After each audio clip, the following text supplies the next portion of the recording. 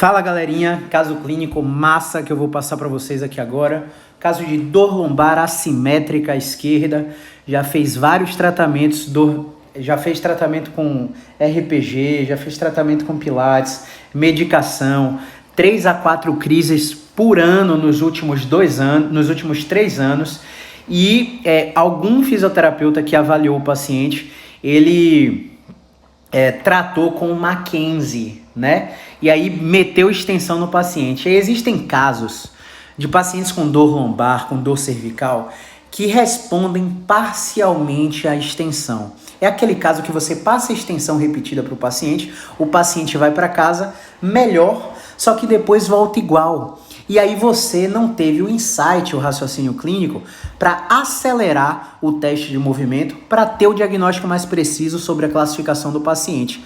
E aí, como a melhora ficou muito inconclusiva, como assim? Eu coloquei as referências do paciente. O paciente tinha dor central lombar para fazer extensão em pé, deslocamento lateral esquerdo livre, completo, sem dor. Adicionei pressão extra, achei uma dor residual no deslocamento lateral em pé. Deslocamento lateral direito incompleto, doloroso, com perda mínima de movimento. Adicionei pressão extra, exacerbou a dor do paciente. Então eu já vi que tinha um problema assimétrico ali de perda de movimento. E testei a flexão, que é o movimento que mais trava os pacientes. O paciente fez a flexão, 90 graus de flexão de quadril, exacerbou a flexão na torácica e manteve a lombar reta. Ao manter a lombar reta, não haver a reversão da curva, a reversão da lordose fisiológica da lombar no movimento de flexão em pé, eu tive um insight.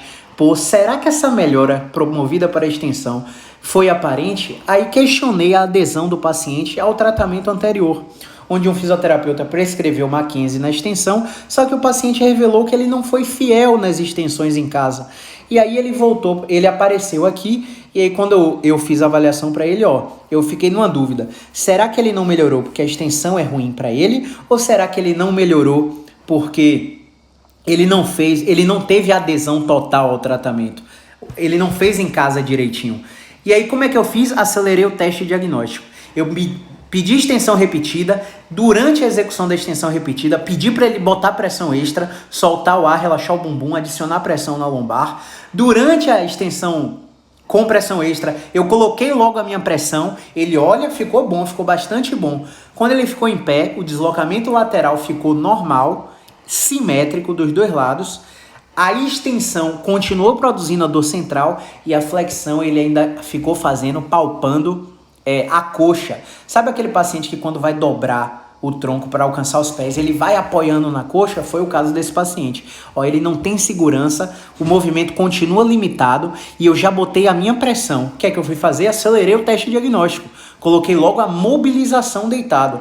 Na mobilização deitado, foi ruim durante e ele piorou depois. Ou seja, se eu fosse um fisioterapeuta meia boca, um fisioterapeuta que, viu na internet, isso aqui é Mackenzie, vou reproduzir, viu tal bambambam fazendo, viu o guru fazendo e começou a reproduzir, eu ia parar na extensão deitado, porque eu achei que o deslocamento lateral melhorou, então eu achei o santo graal, né? A preferência direcional. Não, eu continuei inquieto. E aí eu testei a mobilização, acelerando o teste diagnóstico, ele piorou na minha frente. Ou seja, cargas progressivas na extensão, no princípio de extensão desse paciente, iria piorar ele. Então, ao acelerar o teste diagnóstico, eu já achei a luz vermelha que piorou a dor, piorou a mecânica e mudei de direção. Quando eu mudei de direção para flexão deitado, por exemplo, abraçando o joelho, o paciente falou assim, durante tá doendo, Caio. Pô, caramba, tá doendo. Continua repetindo aí, mesmo doendo. E aí, isso vai muito da segurança que o fisioterapeuta passa durante a execução dos testes de movimento.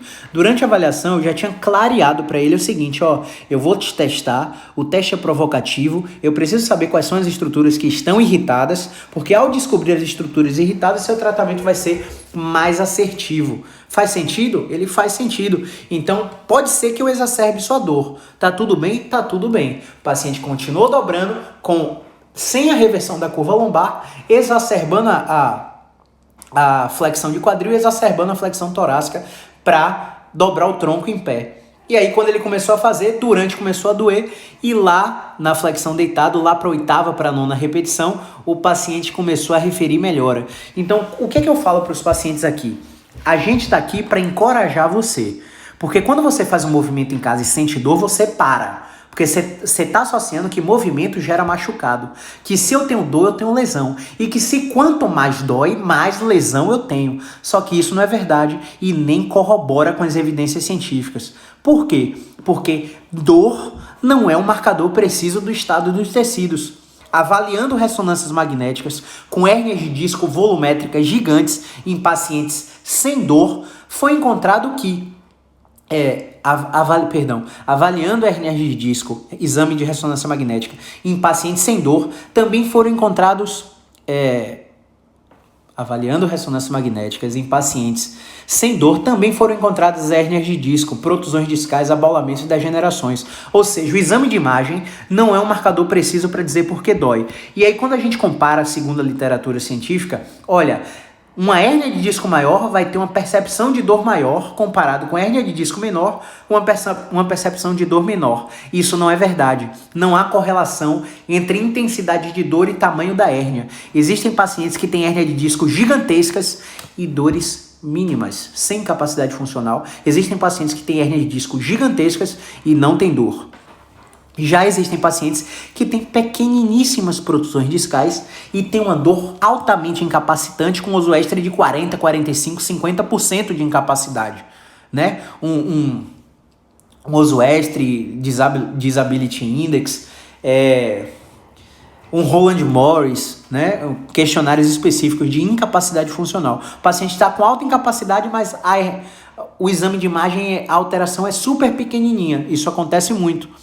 Então eu continuei falando para ele. O problema é que o paciente sente dor, acha que tem lesão e não faz em casa. E quando ele está aqui, ele sente dor e a gente incentiva a continuar. Porque existe um fenômeno chamado paradoxo do movimento. No paradoxo do movimento, quando o paciente tem rigidez para movimentar, o que acontece? Durante a execução dos movimentos, o paciente vai sentindo dor, só que quando ele começa a repetir, vai chegando na 7ª, na 8ª, na 15ª, na 20ª repetição, ele começa a habituar. A habituação é um fenômeno neurofisiológico que faz com que o paciente acomode o estado doloroso, como se os tecidos relaxassem. A gente não sabe ao certo o mecanismo que faz com que isso ocorra. A gente só sabe que ocorre, e é isso que é importante. Por quê? Não interessa qual a via neurofisiológica que eu melhore o paciente. Interessa o desfecho, o resultado final. Se o paciente não consegue vestir uma cueca em pé, tem que se apoiar na parede, isso é incapacidade funcional. Se o paciente não consegue fazer sexo com a esposa porque dói a lombar, isso é incapacidade funcional. Se ele tiver dor 10 com essa incapacidade, se eu devolver essa capacidade funcional e ele continuar com dor 10, a maioria dos pacientes vão estar satisfeitos, porque eles voltaram a realizar as coisas que a dor impedia ele para fazer. Então, só que a gente sabe que quanto mais o paciente ganha movimento, mais ele melhora. Então a gente pode fazer o seguinte, um caso de uma outra paciente em crise de dor lombar, que foi desencorajada a se movimentar, ficou com muito medo de se movimentar, ficou em casa de repouso. Eu falei para ela, olha, deu certo você ficar em casa de repouso. 60% das crises de dores de coluna tem autorresolução em 6 semanas. Você tem uma história natural altamente favorável, sua dor não irradiou abaixo do joelho, você não perdeu força para ficar na ponta do pé, não perdeu força para ficar no calcanhar, então você não teve alteração de reflexo, déficit de sensibilidade, incontinência urinária, febre junto com a dor, perda de peso sem motivo, você não teve nenhum desses sinais clínicos que fazem com que eu me preocupe relacionado a investigar uma patologia grave. Uma vez que você não teve nenhum desses sinais, eu estou tranquilo que a história natural, junto com o tratamento fisioterapêutico, vão resolver o seu problema, quiçá antes de 6 semanas. Não deu outra. O paciente retornou ao atendimento, a gente encontrou 2 movimentos que desbloquearam imediatamente o dobrar para trás, que era um movimento que estava bloqueado na paciente, que ela praticamente não conseguia fazer na crise. Eu deixei aqui os stories hoje. Tá aí nos stories, o antes e depois. Como a paciente testou antes da intervenção, como a paciente ficou depois da intervenção. Caio, o que é que você fez na paciente? Um movimento. Um movimento e a paciente destravou, dobra para trás. Ela ainda tem dor? Ela ainda tem dor. Ela tem capacidade funcional? Ela ainda tem capacidade funcional. Mas a gente já achou a luz no fim do túnel. A gente já achou a estratégia que está destravando a coluna dela progressivamente. E aí quando você me vê falar de coluna aqui, principalmente desse caso que eu trouxe para vocês, vocês acham, você é especialista em coluna? Não, eu sou fisioterapeuta. Fisioterapeuta músculo-esquelético. Na fisioterapia não é que nem a medicina, que é subespecialidade em quadril, joelho, tornozelo, ombro. A gente tem que ver tudo, porque o cara tá com a dor no pé, mas o problema é lombar. O cara tá com a dor no punho, síndrome do túnel do carpo, mas o problema é cervical. O cara tá com a dor abdominal baixa, achando que tá morrendo com a crise de apendicite, sepsemia, é um problema torácico. O cara tá com gastrite, é um problema torácico. O cara tá com a cólica abdominal, a mulher tá com a cólica abdominal, mudou de anticoncepcional, tá com dor abdominal baixa, não tá dormindo recolhida na cama.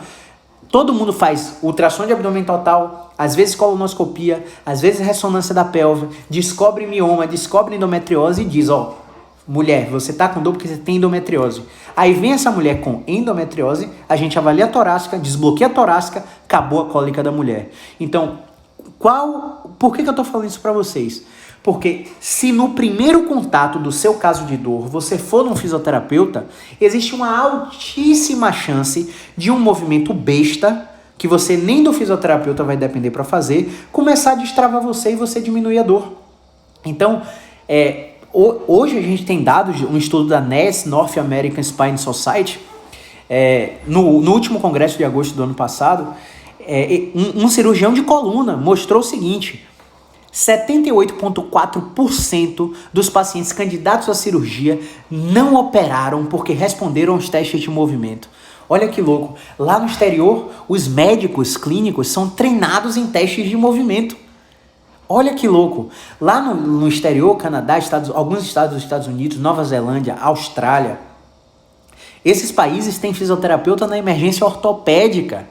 Porque ele sabe que quando o paciente chega com crise de dor, o fisioterapeuta faz a triagem baseada em teste de movimento e se o paciente responder ao teste de movimento, ele vai para casa fazendo exercício, ele não vai para o especialista.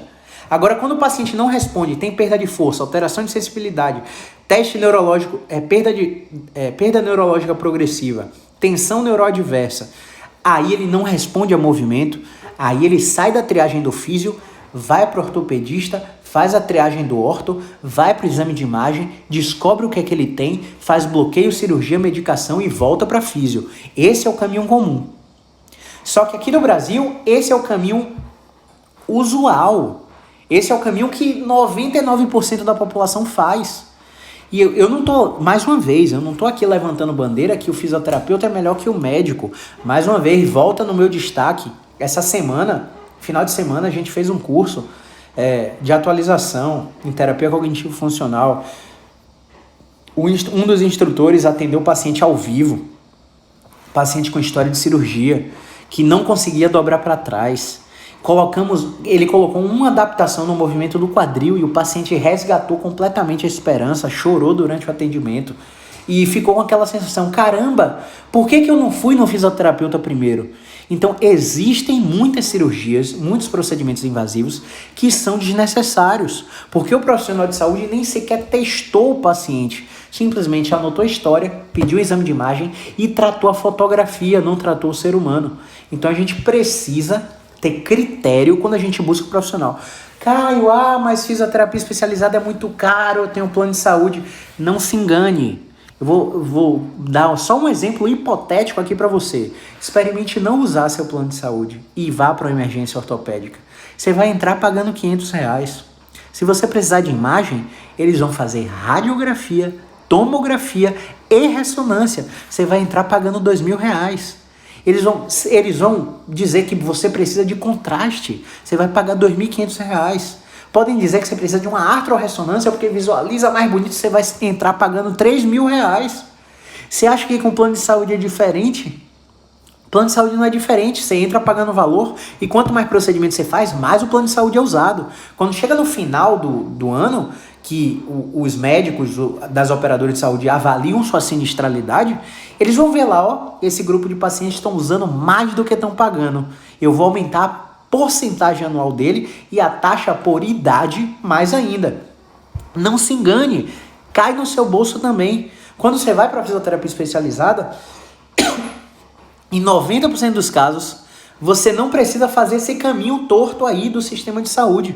Você para na fisioterapia, trata 6, 8 semanas, tem o autocontrole do seu problema, na maioria dos casos. Quando não tem, no primeiro atendimento, a gente já sabe para quem te encaminhar. Ó, você vai precisar disso, vai precisar daquilo, vai precisar daquilo. Quando você não tem resultado durante 6 a 8 semanas, a gente já encaminha você para um tratamento mais invasivo, porque, por exemplo, tem pacientes com dor no quadril, ou com dor no ombro, ou com dor na coluna, que respondem inicialmente ao movimento e depois param de responder. E quando eles param de responder, a gente não consegue encontrar nenhuma estratégia via movimento, terapia manual, educação, terapia cognitiva, a gente encaminha para o médico fazer bloqueio, intervenções, procedimentos invasivos, porque realmente esse paciente caiu numa pequena porcentagem do total, menos que 5%, que o problema está influenciando a estrutura, e a estrutura precisa ser corrigida, mas são pouquíssimos os casos. Então esse paciente do caso de hoje foi repetindo o dobrar deitado, e aí o dobrar deitado é um movimento completamente oposto ao dobrar para trás, né? Ele ficou com medo de realizar porque sentiu dor durante, eu incentivei ele a continuar realizando, e quando ele continuou realizando, ele já levantou e ficou sentado melhor na posição. Quando ele levantou, que eu desloquei para o lado, desloquei para o outro, esse paciente não sentiu dor. Quando eu pedi para ele dobrar para trás, ele sentiu dor, mas sentiu menos e dobrou mais para trás.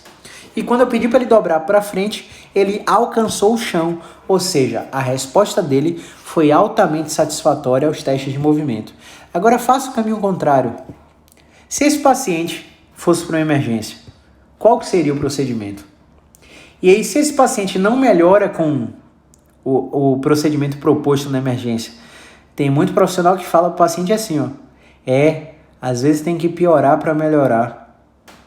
Pelo amor de Deus. Se o paciente piorou imediatamente depois da intervenção, foi a intervenção. Se ele melhorou imediatamente depois da intervenção, foi a intervenção que melhorou o paciente. O que acontece? O paciente vem para cá dopado de remédio, a gente não tem capacidade de testar os movimentos, porque quando a gente testa, todo sintoma está mascarado, ou o paciente vem para cá omitindo informações, tá fazendo 2, 3 tratamentos fora daqui, volta pior ou volta melhor, a gente não sabe o que é que melhorou ele.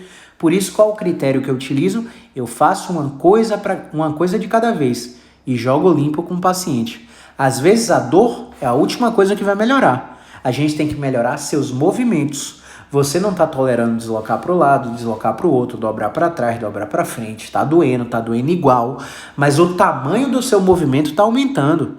Isso é nítido. Se a gente filmar e te mostrar o antes e depois da filmagem, você ganhou movimento. E a gente sabe que quando você ganha movimento, você tende a melhorar progressivamente. Então, além disso, a gente tem os testes de exercícios. Exemplo, o paciente chega com dor, você quer testar se o sistema interno neurofisiológico do paciente está íntegro. E aí o que é que você faz?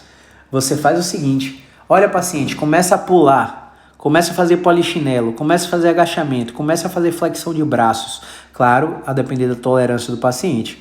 E aí, imediatamente depois de 5 a 6 minutos de exercício de moderada intensidade, bota o paciente para ficar com o coração na boca, você retesta todas as referências. Retesta como é que tá a dor. O paciente, não, acho que tá melhor, né? Acho que tá mais fácil. Até fica confuso. Pô, é difícil de perceber. Quando o paciente te falar que é difícil de perceber, eu vou filmar aqui, porque eu preciso comparar como você chegou com que você, como você vai sair. E aí, raramente os pacientes não deixam. Tem paciente que tá triste, aí não deixa, não quer tirar foto, não quer que você filme antes. Tem problema não. Tem paciente que não gosta de exposição da imagem. Não tem problema não. Mas você tem que falar que é uma metodologia sua para comprovar para você se você está melhorando ou piorando. Você coloca a câmera do celular parado e pede pro paciente, inclina para a esquerda. O paciente, vai lá, faz a intervenção e depois paciente, inclina para a esquerda de novo. Paciente inclina e nem faz cara de dor. Fala, caramba, tá doendo mais. Nem fez cara de dor. E o tamanho do movimento está muito maior que antes. Ou seja, na filmagem você fala para ele, isso aqui não vai ser divulgado não, fique tranquilo. Eu só tô filmando para te mostrar quão você melhora de acordo com os movimentos que a gente prescreve. Então você tem que repetir insistentemente na frequência que o fisioterapeuta pediu. Então, assim, para resumir para você que é seguidor, que é paciente, dor não é sinônimo de lesão. Não é porque você tem dor que a estrutura onde dói está com problema. Seu problema pode ser a distância. Dor não é um marcador de intensidade da lesão. A intensidade da dor não é um marcador de tamanho da lesão. Não é porque tá doendo muito que você acha que vai morrer, né? Que você tá aí querendo se dopar de tanta dor, que não aguenta mais de dor. Não é porque tá em crise aguda que você tem algo grave. A dor é mediada por vários outros fatores. Então, se você se estressa com seu chefe, se você se estressa no trabalho e você sente uma dor depois, sua dor é muito pior do que antes do estresse. Se você está ansioso, se você está depressivo, se sua família é grande, se sua situação social financeira é grande, é complicada, você vai sentir mais dor, né? Quando a gente pega estudos gigantes, com mais de 12 mil trabalhadores de escritório, e vai fazer um estudo prospectivo para saber quais são os fatores de risco dos pacientes que desenvolveram dor. Você afasta os pacientes em 2 grupos, os indivíduos em 2 grupos, e você tem uma hipótese de que pegar peso, dobrar o tronco, postura, é o fator de risco para dor. Aí você acompanha os pacientes por 2 anos e vê quem teve mais dor, quais foram as características de quem teve mais dor. Aí as características são ser mulher, usar teclado por mais de 4 horas, fatores físicos, né? Níveis de ansiedade, níveis de depressão, tamanho da família, relação entre esforço dado e recompensa recebida no trabalho e suporte no trabalho, ou seja, aspectos psicológicos e sociais. Então, não se engane, você está sobre um forte período de estresse aí agora, daqui a 2 semanas você tem uma crise de coluna. Você vai tentar procurar na sua trajetória tudo que você fez de errado, postura, pegou peso, rodou, mas nada disso vai ter influência na maioria dos casos, beleza? Então era isso que eu tinha para falar. Não se amedrontem por causa da dor, porque quanto mais medo você tiver do movimento, mais a musculatura trava, e quanto mais a musculatura trava, mais dor você tem. Não ache que a ressonância magnética vai fazer com que você ache a causa da dor. Relações de causa e efeito são raríssimas. É muito difícil de um estudo científico encontrar uma relação de causa e efeito. Todos encontram relações de associação, o que é completamente diferente. Então, o paciente tem hérnia de disco e está doendo, aí eu te trago outro dado de um estudo. Apenas 5% das hérnias de disco são sintomáticas. Ou seja, 95% dos pacientes que acham hérnia, a dor não é por causa da hérnia. É por causa de um movimento bloqueado, de um estresse psicossocial, de uma privação de sono, de uma depressão, tudo associado. Então a gente precisa ter cuidado com o que a gente fala para os pacientes, beleza? Grande abraço, movimento é vida.